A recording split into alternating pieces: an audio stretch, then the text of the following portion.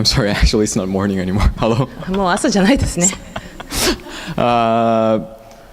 Yes, thank you all. Thank you very much. 本当にありがとうございます、皆さん。Yeah, I think we've had a great worship service already. I think we're ready for lunch, right? もうすでにですね、なんか素晴らしい礼拝があって、もうお昼のご飯じゃいいんじゃないかと思いますけども。So yeah, I know that there's something coming, the service coming up in this afternoon, and I was asked to preach a 5-minute sermon. So I'll do my best to make my 2-hour sermon into 1-hour sermon. 今日午後にです。今日午後にですね、お葬式があることを知ってましたので、5分ぐらいの説教をしてくださいと言われたんですけれども、なので、今日は2時間用意した説教をですね、非常に短くして、やりたいと思います。So, yeah. I usually preach a series, on a series. Like for English side, I've been preaching on the book of Daniel.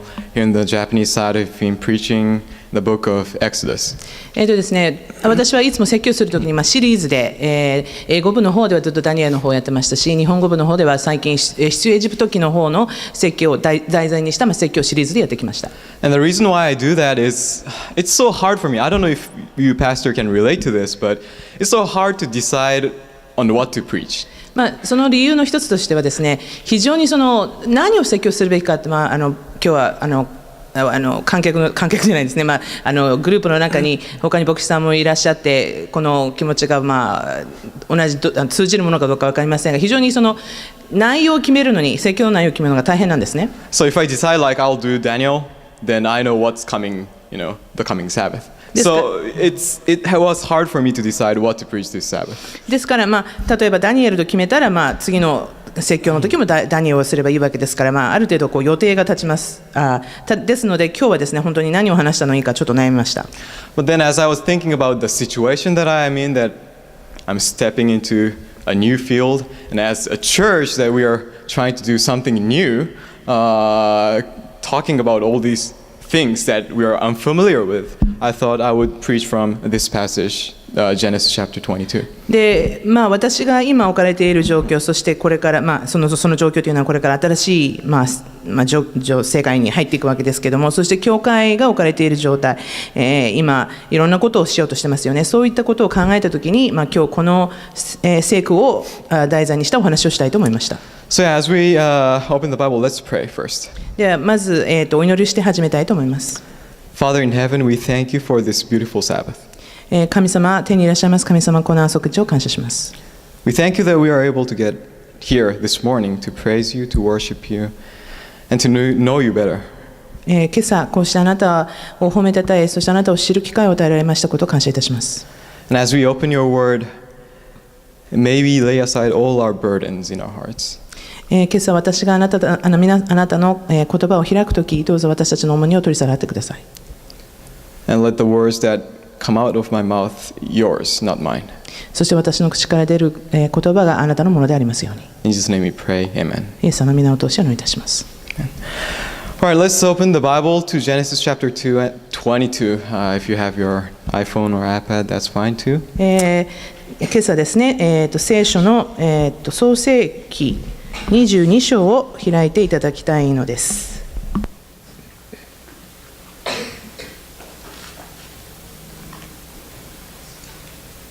Does anyone know what's written in Genesis chapter 22? 創世記22章に何が書かれているか皆さんご存知ですか？ What's the story? 何の話でしょうか？ Anyone? Louder? どなたかいませんか？大きい声で。Yes, thank you. ありがとうございます。Isaac's sacrifice. You know the story, right? イサクの犠牲ですね。皆さん知ってますか？ Very famous story, not just among Christians, but other religions ク too. リスチャンだけじゃなくてですね、他の宗教の間でもすごく有名な話だと思います。And yet, it's such a great story, it's a famous story, and it's a disturbing story, I should say. 非常に有名な話ではあるわけですが、それと同時にですね、非常に心騒がされる、ちょっとそういう話でもあります。To put it simply, God tells Abraham to kill his son to offer for sacrifice, to worship. なぜかというと、神様がですね、アブラハムに自分の彼の独り子であるイサクを、独り子じゃないですね、彼の子供であるイサクを、燔祭として捧げるように、そういうふうに神様が命令するお話だからです。I mean, that's pretty disturbing stuff, right? 非常になんともなんか嫌な話ではありますよね。Yeah, but let's read through it, starting from verse 1. 一節から読んでみましょう。It says, Now it came to pass after these things that God tested Abraham and said to him, Abraham, and he said, Here I am. これらのことの後、神はアブラハムを試みて彼に言われた。アブラハムよ、彼は言った。ここにおります。So when did this happen? いつこれが起きたんでしょうか。This happened after these things, which was written in the previous chapters. この前にですね、何かその、起きたわけですね。その前章で書かれているようなことが起きた後にこれが起きたわけです。Yes, and we've seen in a previous chapter that Abraham finally had his son Isaac. でその前の章に何が書かれているかと言いますと、いろんなことがあった末、初めてじゃないですね、あった末、イサクという子供が与えられた話が書いてあります。And SDA commentary suggests that there's been 17 years blank between chapter 22 and 21. でSDA の注釈書によりますと、このその一つ前、21章ですか、その前の章と、この章、それでよかったの間には、大体17年ぐらいの月日が経っているのではないかと言われています。And Mrs. White tells us that this test happened when Abraham was 120 years old, which means that Isaac was probably like 20 years old, right? でホワイト夫人の、解釈によりますと、このことが起きたのはアブラハムが大体120歳ぐらいの時ですので、それによりますとイサクは多分おそらく20歳ぐらいだったのではないかと思われます。So almost same as me, I'm 25, so you know. 私今25歳なので、同じぐらいの年ですよね。So it's not like, as we see in the kids' book, Isaac is not like a little boy, he's an adult already. 私たちが見る本みたいに、子供の本みたいにですね、この話におけるイサクは子供ではなかったわけです。So here comes God testing Abraham, saying, Abraham, and he's like, here I am. このシーンではですから、神様がまずアブラハムを試みて、アブラハムを呼ばれたわけです。で、それにアブラハムがここにおりますと答えました。And in verse 2 it continues, Then he said, Take now your son, your only son Isaac, whom you love, and go to the land of Moriah and offer him there as a burnt offering on one of the mountains of which I shall tell you. 2節を読みますと、神は言われた。あなたの子、あなたの愛する一人子イサクを連れてモリアの地に行き、私が示す山で彼を燔祭として捧げなさい。Now, was Isaac only son that Abraham had? イサクは、アブラハムの一人子だったでしょうか。 Now, in what sense was, Ishmael, was the son that came before Isaac. So in what sense was Isaac the only son? イサクの他にもイシマエルという子供がいたわけですよね。イサクの前に生まれているわけですけれども、そういったことを考えますと、ではこのどういった意味でイサクは彼にアブラハムにとって一人子というか、一人の子だったわけでしょうか。 Anyone want to give it a shot? どなたか。 Yeah, why is it important? Yes, thank you. 何ですか、聞こえなかった。 Because he was the promised child, right? ですから、なぜ、そのイサクの重要さっていうのは、約束された子供だったからです。God has been promising Abraham that through this child, through this son, you'll have many nations, people, and all the people would be blessed through them, through that seed. この約束された子によってあなたは非常にあなたの子孫は非常に増えて、そしてこの血筋を通して大きく祝福されるのだと、そう言われた約束の子だったからです。So in other words, God's promise was to be fulfilled through Isaac and only through Isaac. ですから神様の約束というのはこのイサクを通して、このイサクを通してその約束が、完了されるというか完結されるはずだと。And that's why Isaac was so important to God and also to Abraham. ですのでイサクという、人はですね、神様にとってもアブラハムにとっても非常に重要な人物だったわけです。But then what is God asking here to Abraham? でもここでアブラハムは、神様はアブラハムに何を言ってるのでしょうか。 He's like, kill him. Right? 殺しなさいというか、そう言ってるわけですよね。 What's it the matter, right? But then let's see Abraham's response. in the next verse, it says in verse 3, So Abraham rose early in the morning and saddled his donkey and took 2 of his young men with him and Isaac his son, and he split the wood for the burnt offering and arose and went to the place of which God had told him. このような神様の言葉に対してアブラハムはじゃあどう反応、どういう対処したのか見てみましょうか。3節ですね。アブラハムは朝早く起きてロバに蔵を置き、2人の若者とそのイサクとを連れ、また反祭の焚き木を割り、立って神が示されたところに出かけた。What did Abraham do? アブラハムは何をしたんでしょうか。 Did he ask question? Did 神 he に say yes or no? 神に質問しましたか、またははいとかいいえとか答えましたか。 Nothing, right? He just acted. And it seems like he just received this voice at night, and the very next morning he just went, trying to offer his son up. 何も彼は言葉にして言うわけではなくですね、いきなりもう行動に起こしているわけですね。で、読むとおそらくこの言葉というのは、夜、アブラハムはこの言葉を神から啓示を受けて、次の日の朝にはもう行動に起こしているわけです。And I think it's interesting because Abraham often talks with God in other stories, didn't he? で、面白いなと思うのはですね、アブラハムは神様とよくお話をしてるんですね、他の話とかを見ると。You know, when it was promised that he would be given Isaac, he's like, really? Sure, right? でイサクの約束が与えられた時もですね、その時も神様に本当ですか、そんなことが起きるのですかなんてそういう会話をしてるわけです。But here we see no response from Abraham's side, whether he did it or it's just not recorded. このお話ではですね、アブラハムが神様からの話に対して返事をしたとかそういうことは、しなかったのかまたは書かれていないわけです。So God says and he does it. ですからここでは神様が、アブラハムにしなさいと言ってアブラハムがそれを行動にしている姿が書かれています。Now let's continue in verse 4. It says, Then on the third day Abraham lifted his eyes and saw the place afar off. 4節読みます。3日目にアブラハムは目を上げてはるかにその場所を見た。You know, you may do it impulsively, maybe, but after 3 days, I think the reality would sunk in.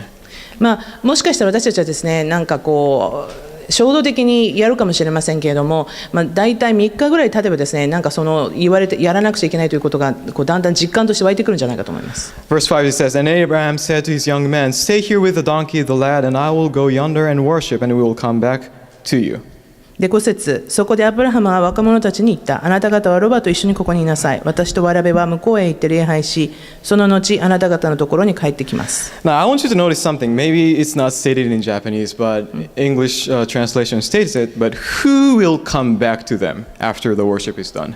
でここでちょっと皆さん読んでいただきたいというかいただきたいんですが、日本語のもしかしたら訳には書いてないかもしれないんですが、礼拝終わって帰ってくるときに誰が帰ってくるって書いてありますか？ Who are we? で、英語の方では We って私たちって書いてあるんですけれども、その私たちとは一体誰を示すんでしょうか？ Abraham and Isaac, right? アブラハムと So here we イサク see です a よね。 glimpse of faith that Abraham has. でここですでにですね、アブラハムが持っているその信仰が見えるわけです。He is going to kill his son, but he believes that he and his lad will come back. です、アブラハムはイサクをここで殺すわけですけれども、でもそれと同時にアブラハムはイサクと一緒に帰ってくることも信じているわけです。So in verse 6 it says, So Abraham took the wood of the burnt offering and laid it on Isaac his son, and he took the fire in his hand and a knife, and the two of them went together. 6節、アブラハムは燔祭の焚き木を取ってその子イサクに負わせ、手に火と刃物とを取って二人一緒に行った。But Isaac spoke to Abraham his father and said, My father, and he said, Here I am, my son. Then he said, Look, the fire and the wood, but where is the lamb for a burnt offering? 7節、やがてイサクは父アブラハムに言った。父よ、彼は答えた。子よ、私はここにいます。イサクは言った。火と焚き木とはありますが、燔祭の子羊はどこにありますか？ The one question that he didn't want to be asked, right? おそらくアブラハムが一番聞かれたくない質問だったんじゃないでしょうか。And Abraham said, My son, God will provide for himself the lamb for a burnt offering. So the two of them went together. アブラハムは言った。子よ、神自ら燔祭の子羊を備えてくださるであろう。こうして二人は一緒に行った。I mean, we'll come back to this, but on what basis was he able to say this, that God will provide instead of Isaac? アブラハムはですね、一体何を元に、何を根拠にこういったようなことが言えたんでしょうか。Because I mean, let's continue in reading in verse 9. It says, Then they came to the place of which God had told him, and Abraham built an altar there and placed the wood in order, and he bound Isaac his son and laid him on the altar upon the wood, and Abraham stretched out his hand and took the knife to slay his son. 彼らが神の示された場所に来たとき、アブラハムはそこに祭壇を築き、焚き木を並べ、その子イサクを縛って祭壇の焚き木の上に乗せた。そしてアブラハムが手を差し伸べ、刃物を取ってその子を殺そうとしたとき、Was Abraham really going to kill his son? アブラハムは本当に子供を殺すつもりだったんでしょうか。I think he was pretty serious at this point. もうこの時点ではアブラハムは多分かなりシリアスだったと思います。I don't think he would have expected some interference from God's side. この時点において神様からの何か邪魔が入るとかそういうことは思わなかったんじゃないでしょうか。 And yet he still thought that God would provide for himself. でもその時そんな状態にあっても神様は必ず何か渡してくださる、そういう備えてくださるという気持ちを忘れてなかったわけです。And this is not the point this morning, so I'm sorry I'm getting off track, but I have to mention this. これが今朝の説教のポイントではないんですけども、どうしてもお話ししたいのでちょっとすみません、お時間くだ The さい。 fact that, how old was Isaac? Probably でイサクは一つイサクは大体いくつぐらいだったか覚えてますか。 20s, right? And how old was Abraham? でアブラハムはいくつだったでしょうか。Now, do you think Abraham had the power to build all the altar, strain him upon the altar and do all that stuff? アブラハムにですね、年老いたアブラハムに果たしてその祭壇を築いたり、若者の息子をその祭壇の上に置いたりとか、そういうする力があったと思いますか。 I'm pretty sure he didn't. 多分なかったんじゃないでしょうか。 I'm pretty sure Isaac had stronger power, energy, and all that. If he wanted to run away, I think he could have run away. I think Isaac could have killed Abraham instead if he wanted to. イサクはですね、多分もちろん若者で力もあってエネルギーもあったと思いますし、もし逃げたかったら逃げれたでしょうし、もしアブラハムをその場で殺して逃げることも十分可能だったんではないでしょうか。 And yet he simply obeyed. We don't know what reaction he had toward this matter. でもですね、彼はただ、従った。従ったんですね。イサクはでもここで単にもう従ってですね、他の反応を示したことが何も書かれてないわけです。So yeah, again, this is not the point for this morning, but I'm pretty sure he was raised well by his father and mother. ですからこれがもうポイントではないんですけれども、この話を見てですね、イサクがその父親と母親にどのように育てられたのか、非常によく育てられたということがよくわかるわけです。So let's continue. Let's read verse 11. It says, But the angel of the Lord called to him from heaven and said, Abraham, Abraham. So he said, Here I am. では続けて11節を読みましょう。主の使いが天から彼を呼んでいった。アブラハムよ、アブラハムよ。彼は答えた。はい、ここにおります。And he said, Do not lay your hand on the lad or do anything to him, for now I know that you fear God, since you have not withheld your son, your only son, from me. 御使いが言った。わらびを手にかけてはならない。また何も彼にしてはならない。あなたの子、あなたの一人子をさえ私のために惜しまないので、あなたが神を恐れるものであることを私は今知った。Then Abraham lifted his eyes and looked, and there behind him was a ram caught in a thicket by its horns. So Abraham went and took the ram and offered it up for a burnt offering instead of his son. この時アブラハムが目を上げてみると、後ろに角を藪にかけている一頭の、オス羊がいた。アブラハムは言って、その羊を捕らえ、それをその子の代わりに燔祭として捧げた。And Abraham called the name of the place, The Lord will provide, as it is said to this day, in the mount of the Lord it shall be provided. それでアブラハムはそのところの名をアドナイエレと呼んだ。これにより人々は今日もなお主の山に備えありという。And it continues with God's blessing, reassuring the promise that he had made in the past. で、その後ですね、神様からの祝福、そしてすでに与えられている約束の話が続くわけです。But I guess I would like, the thing is, there are many lessons, significances that could be drawn from the story. But the main thing that I would like to focus is, so how was he able to do this thing?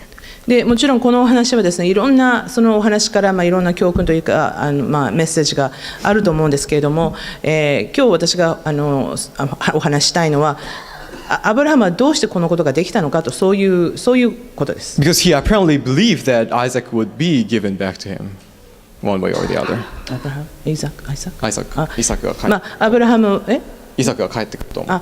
アブラハムはイサクが必ず自分の元に戻ってくるということを信じて、このことをしたわけですよね。So he said, God will provide a lamb, right? ですから神が、そこにお羊を備えられるということを信じたわけです。But then when God interfered, he was provided with what? What did he find? What did Abraham find after he was interfered? 神様からの、神様がですね、アブラハムを止めたときに、そこにアブラハムは何を見たんでしょうか？ What does the Bible say? Lamb? Does it say lamb? It says ram, right? Lamb and ram are different. Does that make sense? お羊と子羊違いますよね。そういうことですか。日本語で分かりましたが、その子羊と最初に約束されたのは子羊だったんですけど、実際に見つけたのはお羊だったっていうその違いの話です。No, what I'm trying to tell you is that God didn't tell Abraham beforehand that he will give him a lamb. Abraham just believed that God would provide a lamb, and instead God was providing him a ram. Does that make sense? そう、神様がですね、アブラハムは神様が別にそれを言ったわけではないんですけれども、必ず子羊が与えられると信じてたわけですね。そのイサクの代わりに反祭として。で、その代わりに実際に神様が、介入した時には実際には、お羊が与えられたと。So where I'm trying to get at is that when God gave this order to Abraham, he didn't give him a promise of recovery, and yet Abraham believed that Isaac would be given back to him again. Does that make sense? ですから、神様がアブラハムにこうしなさいって、まずはイサクを捧げなさいって言った時に、その時に、イサクが戻ってくる、その約束はなさなかったわけです。ただその、捧げなさいとそういった、提示がされたわけですけども、それに対してアブラハムははいって言って、はいというか、それをただ従ったわけですね。はい。And I guess the book of Hebrews helps us with, so how was he able to do this? So let's open Hebrews chapter 11. ヘブル人のところの、11章ですね。そこに、アブラハムがどうしてこのようなことができたのかということが書いてありますので、そこを見てみましょう。Hebrews 11 verse 17. ヘブル人への手紙11章17節です。It reads, by faith, by what? By faith, Abraham, when he was tested, offered up Isaac, and he who had received the promises offered up his only begotten son, of whom it was said, in Isaac your seed shall be called, concluding that God was able to raise him up even from the dead, from which he also received him in a figurative sense. 信仰によってアブラハムは試練を受けたときイサクを捧げた。すなわち約束を受けていた彼がその一人子を捧げたのである。この子についてはイサクから出る者があなたの子孫と呼ばれるだろうと言われていたのであった。彼は神が死人の中から人をよみがえらせる力があると信じていたのである。だから彼はいわばイサクを生き返して渡されたわけである。So according to the writer of Hebrews, why was he able to offer up his son? このヘブル人の著者によりますと、アブラハムはなぜ、こういったことができたのでしょうか。By faith. 信仰によってって書いてあります。Now, what kind of faith is that, according to here? で、ここに書いてあることによりますと、その信仰というのはどのようなものでしょうか。What did he believe in? 何を信じていたのでしょうか。According to verse 19. 19節を見てみますと、That God would be able to raise Isaac up from the dead, right? それは神が、死人の中からイサクをよみがえらす力があると信じてたわけです。And yet again, did God tell Abraham that he would raise Isaac up? でも神様はアブラハムにそのような約束をしたでしょうか。 No, right? しませんでしたよね。 And did he actually literally raise him up from the dead? で実際に考えてみますと、本当に、イサクはその死人の中がよみがえったのですか？ No. 違いますね。 And yet, the writer of Hebrew, he's kind enough to say, figuratively speaking, yeah, sure, he was almost raised up from the dead. でも、ヘブル人の著者によりますと、考えようによってはそのイサクが生き返ったのと同じようだと、そういうふうに書いてあるわけです。 So what I'm saying is that even though Abraham was not given any promise regarding this matter, and all his faith, details in his faith was not really correct in the end, ram, or he didn't even have to kill his son, and yet he was able to believe in that, and he was actually able to practice his faith. 考えますと、この、アブラハムが持っていたその信仰というのはですね、確かにその彼が信じたことっていうのは実際に起きたことと、彼が信じてたことこうやって起きるだろうと思ってたことと違いが、いろんなところで違いはあったわけですよね。例えば子羊の代わりに、お羊が与えたり、または実際には自分の息子を殺さなくてよかったりとか、そういうことはあったわけですけれども、でもその信仰によって、彼は行うことができたわけです。 And I believe the key behind that is written in verse 17 and 18 is the fact that Isaac was the promised child. He was the son that was promised. そして、その信仰の、キーになるところというのは、17節18節に書いてあるイサクが約束の子であった、そういうことです。 And I would like to read a quote from Patriarchs and Prophets, chapter 13. 人類のあけぼの。それではちょっと人類のあけぼのの13章でしたね。13章をちょっとお読みしたいんですけども。It says, even now he did not murmur against God. This is the third day, okay? But strengthened his soul by dwelling upon the evidences of the Lord's goodness and faithfulness. それでもアブラハムは神につぶやかず、主の恵みと誠の証拠を考えて心を強くした。This son had been unexpectedly given, and had not he who bestowed the precious gift a right to recall his own? この息子は予期しないのに与えられた。尊い賜物を与えた方は、ご自分の与えたものを取り戻す権を持たれないであろうか。Now listen to this carefully. Then faith repeated the promise. すると信仰は約束を繰り返す。In Isaac shall thy seed be called. イサクから出たものがあなたの子孫と呼ばれるであろう。 A seed numberless as the grains of sand upon the shore, Isaac was a child of a miracle, and could not the power that gave him life restore it. Looking beyond that which was seen, Abraham grasped the divine word, accounting that God was able to raise him up even from the dead. 彼らは海辺の砂のように無数になる。イサクは奇跡の子であった。であるから、神に命を与えた方は復活させる力があるのではないか。So when he faced this hardest trial, test, what did his faith do?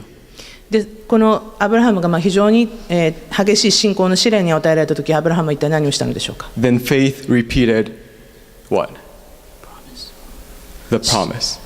信仰は何をしたのでしょうか。信仰は約束を繰り返したわけです。 And that promise was not like given at the moment he was given the test. That promise has been given in the past. で約束はその試練の時にすぐ与えられた、その時に与えられたわけではなくて、もっと前に与えられてたわけです。That in Isaac shall thy seed be called. イサクから出るものがあなたの子孫と呼ばれるであろう。So let's trace his reasoning. His reasoning was that since God had promised that Isaac is the son, whether I kill him or not, he would be the son. And he would be the heir, the legitimate heir of the covenant. ですから、ここでアブラハムが考えた、そのことを考えてみましょうね。整理してみましょうね。イサクから、何が起きても、イサクがここで死んでも殺されても、そうでなくてもイサクから出るものが子孫と呼ばれる、そういう約束がなされていたわけです。Therefore, even though his assumptions were somewhat different from the reality that came, his faith, the basis, the foundation of his faith was correct, and it actually went through.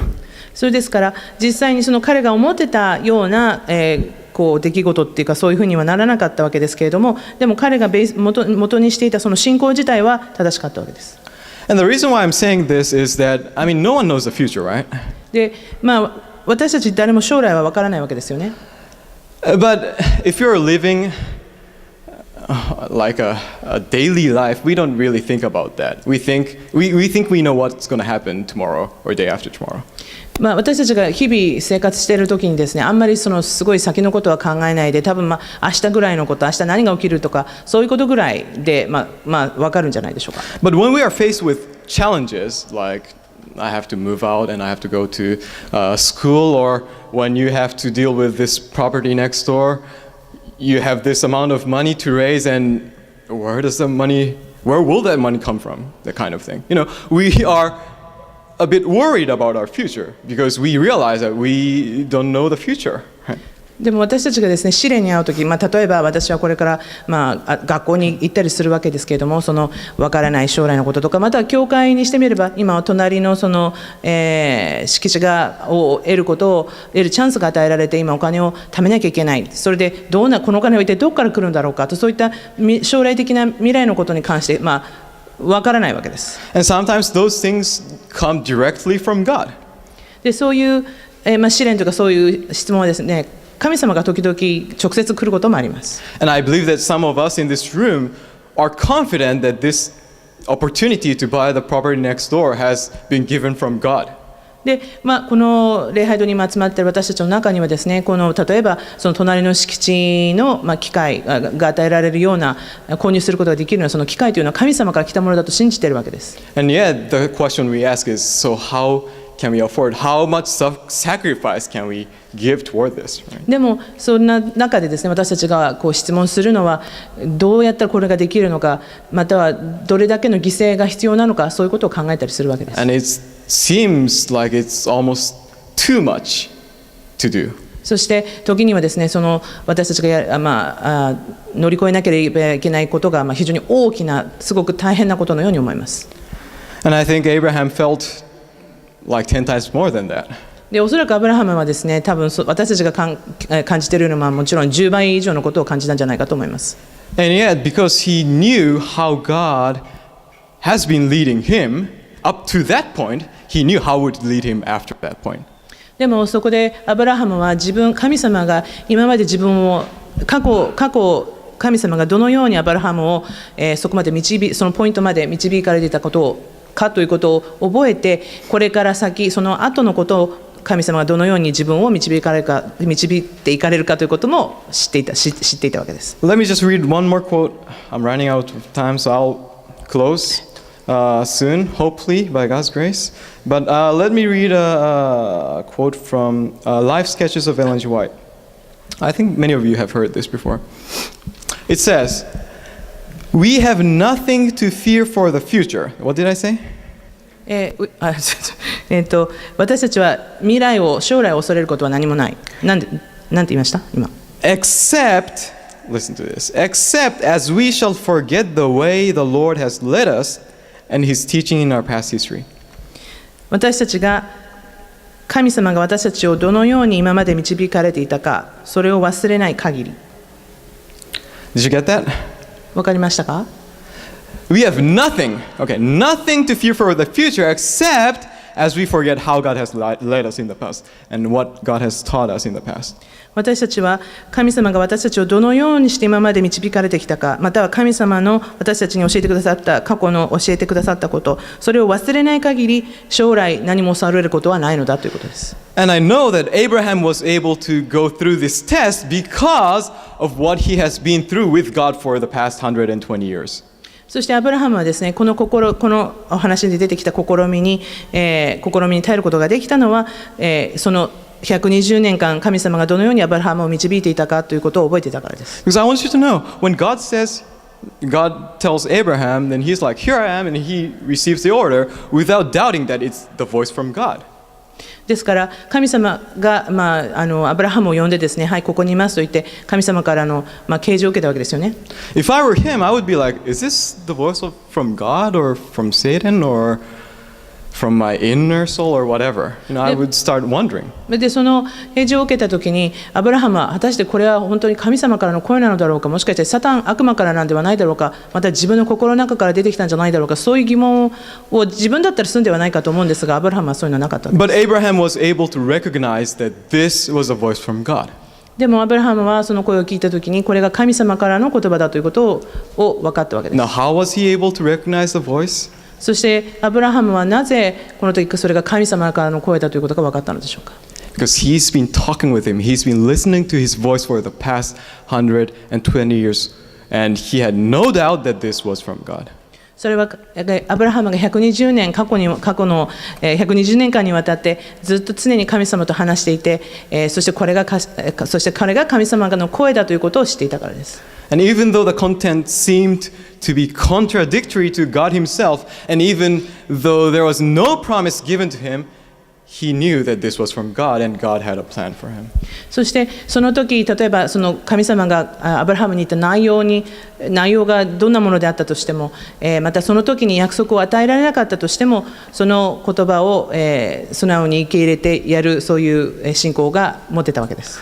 You know, I was sharing before I came up here, but I have certain worries that I worry about regarding my future.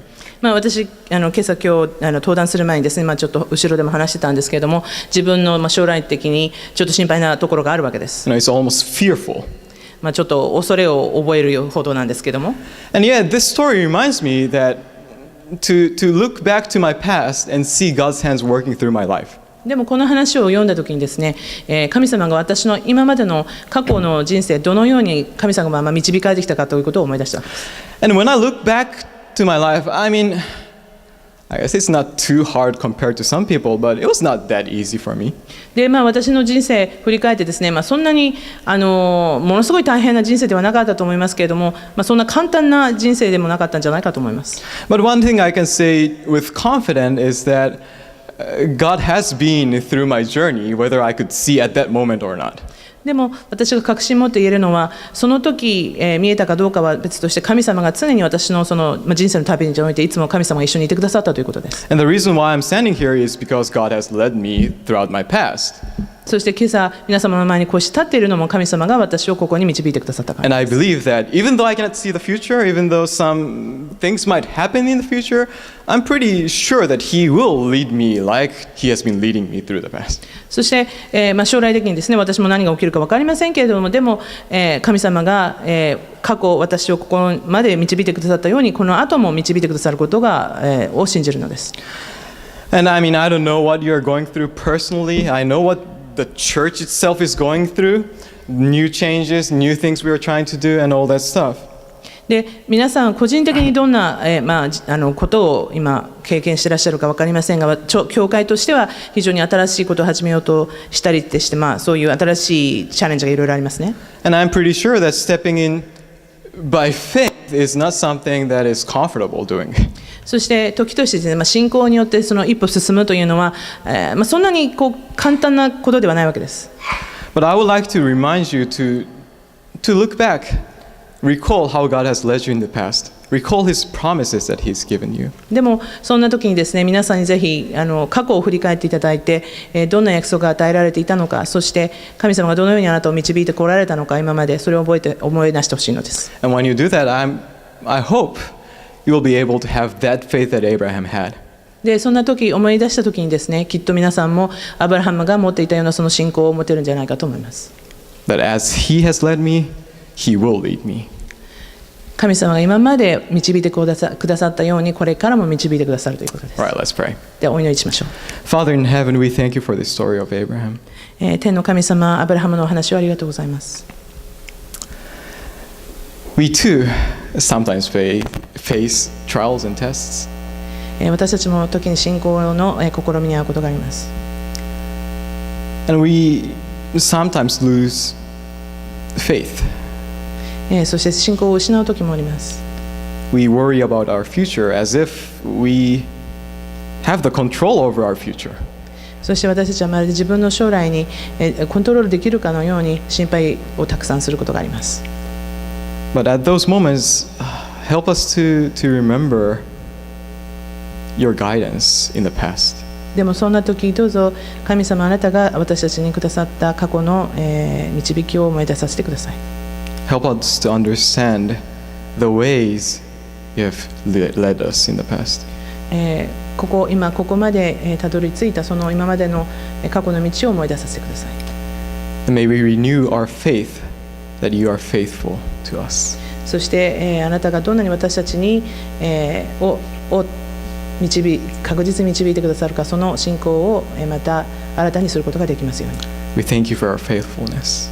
あなたの私たちに対する、心を感謝いたします。In Jesus' name we pray. Amen. Okay, I'm sorry it's more than 5 minutes, right? But, okay. Sorry, we're gonna do one more song. It's kind of it's a Japanese song, so sorry for those of you who don't speak or understand a lot of Japanese. But it's a goodbye song, and it's just kind of a prayer over somebody for a blessing.